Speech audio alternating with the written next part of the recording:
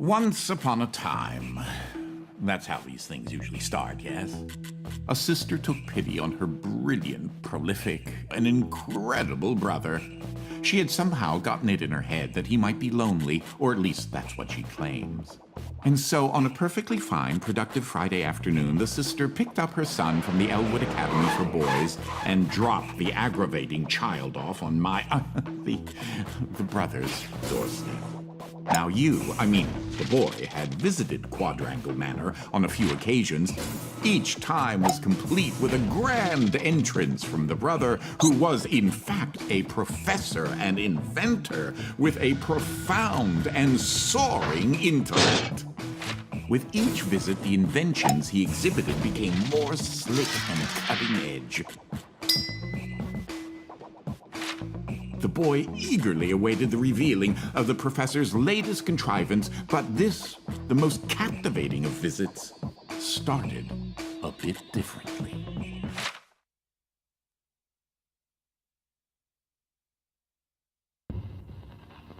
Well, let's see here. If I configure the transdimensional velocity regulator at approximately 0.887 microseconds past the... Oh, you're here? I have the most incredible invention to show you this visit.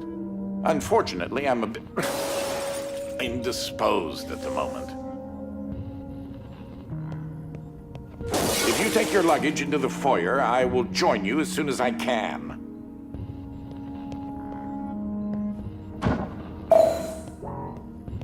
Oh, you confounded machine. What was that? Oh, good. That should be a safety release for the door up there somewhere. Now, where on earth did I put that? Wait a minute. Something isn't quite right here. Oh, no, no, no, no, no, no, no, no, no! Ah!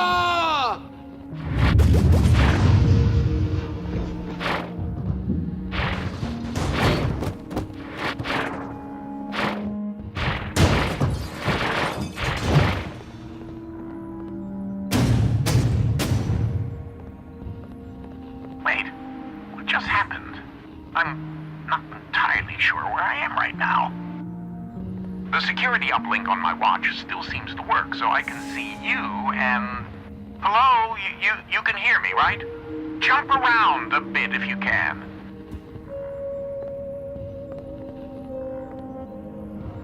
Ah! It seems as if I can still tap into the intercom system. Well, I most certainly can do better than this. Testing, testing, testing, testing, testing! There. Ha! Much better. Now, what in the world are you doing here? Were you supposed to be here today? No matter. Well, judging from the current underwhelming amount of light in this room, we're still on backup power. My head is killing me. It seems as though I now possess a rather large epidural hematoma. A bump on the head. Do me and yourself a favor and head to the front hall. There's a way to restart the power grid. Last I remember, I was in the new technology sector, and then... I don't know.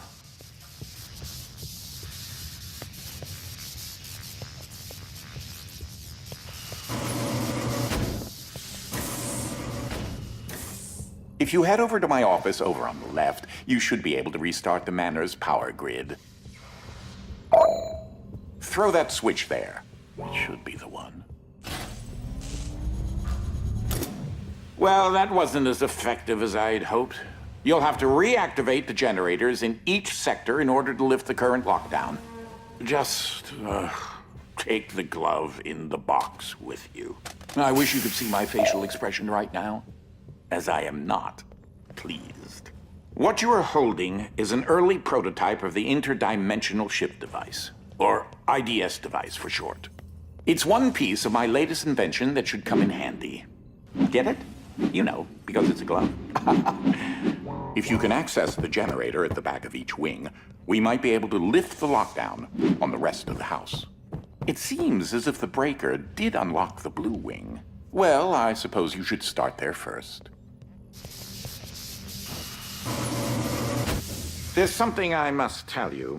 latest invention has required me to make a few adjustments to the house since the last time you barged in. Visited. Now, one of the topics that our family has been studying for several generations are rifts existing between various dimensions. I've been able to develop a power source that will channel enough energy into one of these dimensional rifts that it can be widened enough to travel through.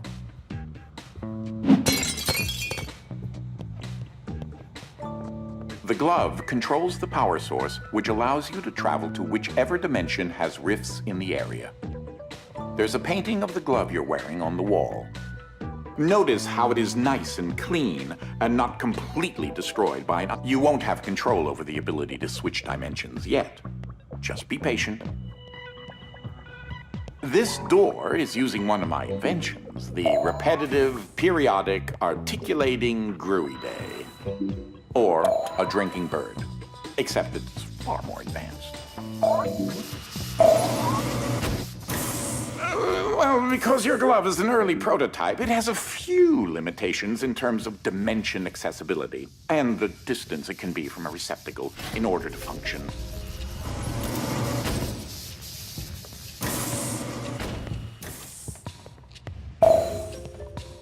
This is such an early experiment with dimensional shifting, so I decided to have it triggered remotely with the drinking bird. Instead of operating a door, the bird will trigger a dimensional shift. There's an IDS battery in the machine that will power the dimensions, which in this case is Fluffy Dimension. In addition to Fluffy being embarrassingly adorable, it's also rather useful because everything is 10 times lighter than normal.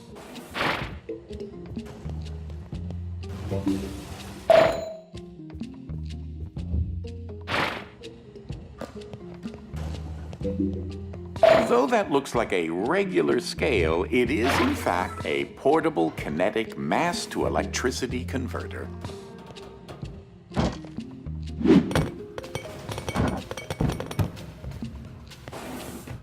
There's that lovely bird again. Sometimes I call him Desmond. Something to note.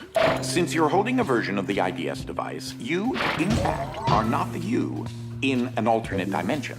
Let me try that again. You remain constant. So no matter the dimension, your mass, shape, speed, and trying personality remain the same. You should throw that IDS battery into the receptacle mounted on the wall. That receptacle will distribute the power source around the room, allowing you to now use your IDS device to switch dimensions at your leisure.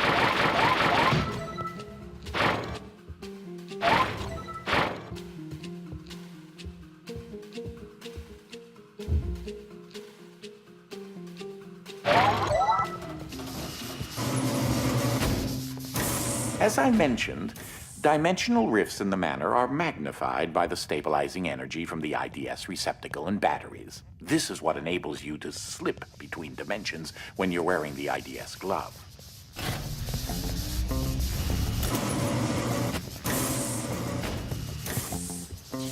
Ah, that's Dolly. Dynamic Object Linear Ligation Interface. To you, a cloning device. I like my house just so.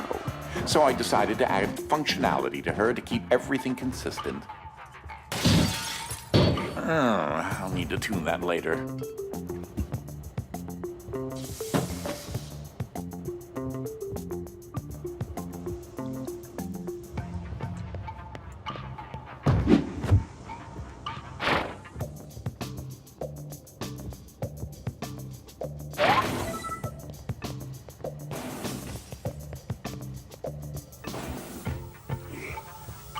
Ah, that's my favorite. Oh, and that one too.